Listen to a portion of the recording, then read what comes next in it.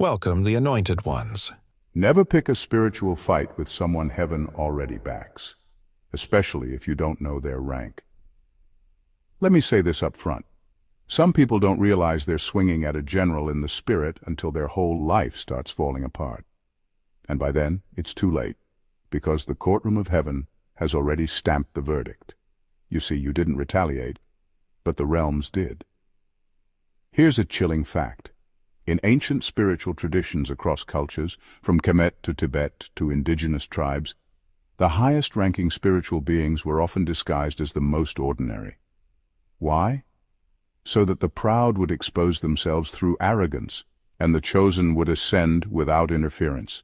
And yet history always repeats itself, especially when someone tries to play God with a person assigned by God himself. That's exactly what happened to you.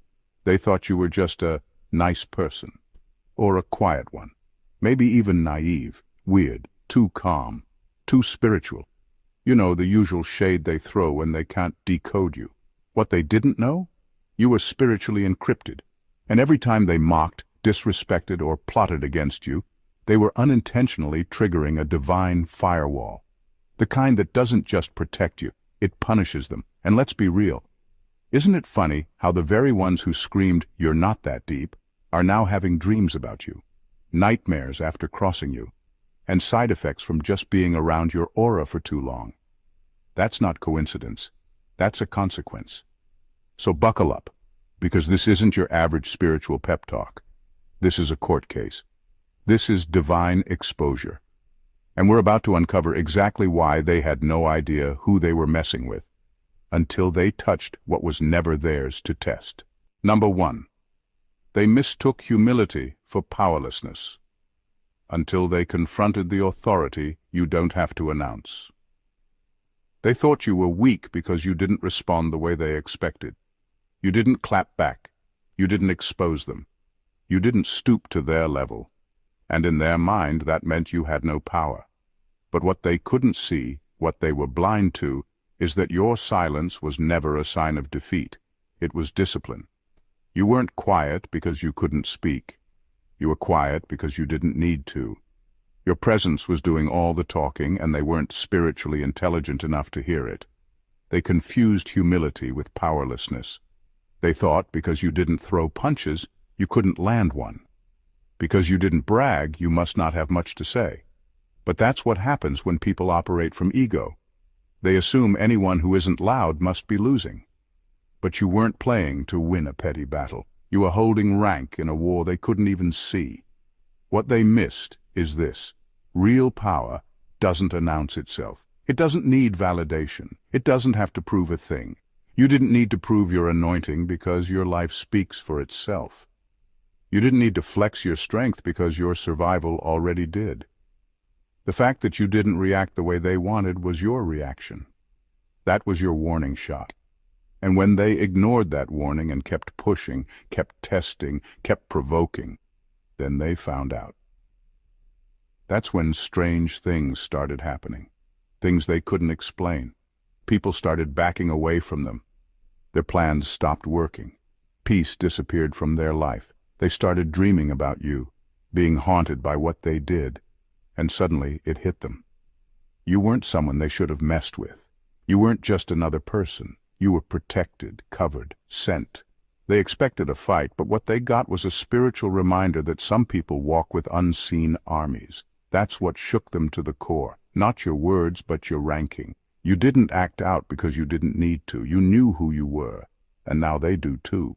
But it took them violating that divine boundary to realize the most dangerous ones are often the most quiet, not because they're scared, but because they're backed. Number 2, they didn't realize they were picking a fight with a realm, not just a person. They thought they were coming against you, just one person. What they didn't realize is that when they challenged you, they were actually challenging the entire spiritual realm backing you. They weren't just throwing shade or gossiping or plotting behind your back. They were unknowingly signing a spiritual declaration of war against something far bigger than their comprehension. Because you aren't just someone walking around with a nice personality and good morals. You're someone carrying divine instruction. You're not just liked. You're commissioned. That means whatever tries to oppose you isn't just opposing a human being. It's coming against the very blueprint God designed and sent out into the world. This is why people who wrong you never get away with it for long. Things start falling apart for them and they don't know why. Their relationships collapse, their opportunities start drying up, and they begin to feel spiritually drained. It's not karma, it's a reaction from the realm they disrespected. Because spiritual warfare isn't always loud, sometimes it's subtle. It's an unseen retaliation, not revenge, correction. They assumed they were just playing petty games. But heaven took it personally because of who you are. You're not just another face in the crowd, you are an assignment. You are a vessel. And when they tried to sabotage you, discredit you, or manipulate you, they unknowingly touched something sacred. And in spiritual law, that's not tolerated. There are consequences when you tamper with someone who's covered. They thought it was a game, but they didn't realize the cost. They didn't know that while they were acting out of ego, you were walking with authority. Real, God-given authority that doesn't need to scream or throw lightning bolts to prove its point. It just is. And when the weight of what they did finally came crashing down, they realized they weren't fighting with a person. They were fighting against a force, an entire realm, that was simply using you as its representative. So, no, you didn't curse them. You didn't retaliate. You didn't lift a finger. But heaven did. Because when someone tries to destroy a divine assignment, it's not you they're testing, it's the one who sent you, and that test always ends the same, in judgment. Number 3, your spirit holds clearance they will never earn, and it's what terrifies them now. There are certain things you carry that can't be copied, faked, or even fully explained. One of those things is your spiritual clearance. It's not something you can buy, study your way into, or earn through flattery and performance. It's something God stamped on your spirit before you were even born. The truth is, the people who tested you were never ready for the level of access you walk in. They saw the surface, your kindness, your humility, your silence, and thought that was all there was to you. They didn't know there were realms within you they had no business trying to enter. Your spiritual rank isn't about being better than anyone, it's about being authorized. You've been through things that qualified you for access most people will never even glimpse. That's why when they tried to step into your space with manipulation, jealousy, or control, things started going wrong for them. It wasn't that you did anything to them. It was the fact that they trespassed into territory that was sealed. And spiritually speaking, unauthorized access always brings consequences. What really unsettles them now is how calm you remained through it all. You didn't explain yourself. You didn't react the way they wanted. That quiet, steady presence, that was your authority showing. And now it's haunting them because they realized they were in over their heads. They messed with someone who doesn't just pray, they command. Someone who doesn't just speak, they shift atmospheres.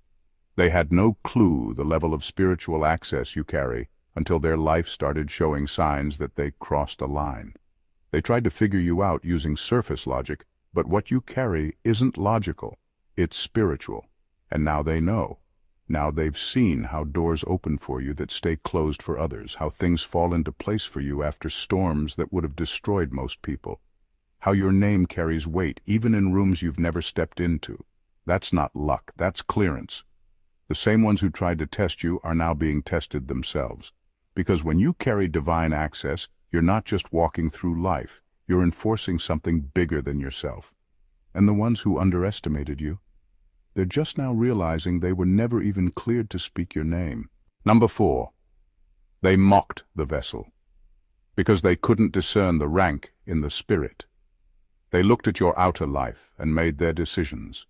They judged you by the clothes you wore, the way you spoke, where you came from, what you earned, who you associated with. In their mind, that told them everything they needed to know. They thought they had you figured out. They thought you were common. They thought you were easy to label, easy to dismiss. What they didn't realize is that they were measuring something eternal with temporary tools. And that's always a mistake. They were so focused on your background that they completely missed your assignment. They were studying your image while ignoring your essence. And in doing so, they overlooked the most dangerous thing about you, the part they couldn't see. Because the truth is, you didn't show up in their lives to entertain, fit in, or impress anybody. You came as a disruption, a walking interruption to everything fake, weak, dark, or manipulated. You were sent to break patterns, uproot illusions, and challenge the very foundations they had built their egos on. But they couldn't discern that because they were blinded by their obsession with appearances. They mocked the vessel because it didn't match their idea of power. They expected someone chosen to look polished, powerful, wealthy, loud, or religious. But you showed up in full authenticity, and that threatened their performative spirituality. So they tried to discredit you, they tried to clown you, they looked down on you because they couldn't see up into the spirit realm to recognize your rank. What's wild now is that the very things they mocked are the signs they now fear. They made fun of your peace, but now they can't sleep. They downplayed your journey, but now they secretly study you. You didn't change anything. You just stayed in your lane. And over time, your assignment revealed itself. You didn't have to say a word. Your fruit exposed the difference. You weren't flashy. You were functioning, and that's what set everything in motion. They couldn't discern your rank because they never trained their spirit to see. And now, it's costing them more than they ever imagined. Number 5. They didn't know that heaven recognizes you, but now hell does too. For a long time you moved quietly. You stayed under the radar. You weren't flashy, you weren't loud, and you didn't try to make a name for yourself. You were just doing your part, healing, growing, obeying, staying in alignment, even when no one was watching. And because of that, most people assumed you were just average. They didn't understand that your hidden years weren't wasted time. They were divine preparation. Heaven knew who you were long before anyone else did. But once they tested you, once they tried to curse what God had already blessed, that's when everything changed. The moment they came for you with bad intentions, they unintentionally activated the full awareness of the spirit realm. What was once silent became loud. What was once hidden became obvious. And while they were still looking at you like you were small and manageable, the realm of darkness started to tremble. Because it recognized your assignment. Your test became the trigger for your unveiling. You didn't fight back with your words, but your endurance, your refusal to fold, and your spiritual rank spoke louder than anything they ever said about you. Now the realm of darkness knows your name. Demons that once whispered and circled from a distance now scatter when your presence enters a room. You used to just be a threat in theory. Now you're a verified danger in the spirit. Why? Because you didn't break. You didn't lose yourself in the chaos they created. You stayed rooted, and in doing so, you revealed what you truly carry. They didn't know that hurting you would bring attention to your covering, but it did. Heaven already had you marked as chosen. Now hell knows it too. That's why the attacks have gotten bolder but also more desperate. That's why the warfare feels more intense. It's because you're no longer just a silent threat. You've been activated. You've become what they feared you would. They tried to test you like you were ordinary. Now they're dealing with the reality that your name echoes in both realms, and neither one sees you the same way anymore. One rejoices, the other trembles. Number 6. Their attacks were actually exams, and you passed them without even knowing. They thought they were destroying you. Every time they lied on your name, tried to humiliate you or set you up to fail, they thought they were winning. They thought they were weakening your spirit, backing you into a corner, breaking your confidence. But what they didn't know is that they were never in control of your outcome. What they meant for harm, heaven had already repurposed. Every attack they launched was secretly an exam, and you passed each one without even realizing it. The betrayal, that was a test of your loyalty to your own soul. The rejection, that was a test of whether you'd abandon your path to chase validation. The backstabbing, a test of your ability to remain pure even while bleeding. What they thought was breaking you was actually shaping you. While they were busy trying to ruin your name, they were actually verifying your character in front of the spiritual realm. You weren't being destroyed, you were being revealed. Their actions didn't expose your weaknesses, they exposed your strength. And not just to them, but to heaven, to hell, and to every dimension watching your journey unfold. What they did proved something they didn't want to admit, that even when they gave you their worst, you didn't fold, retaliate, or become like them. You rose above it every time. Not because it didn't hurt, but because your integrity wouldn't let you sink to their level. That's not weakness. That's spiritual maturity.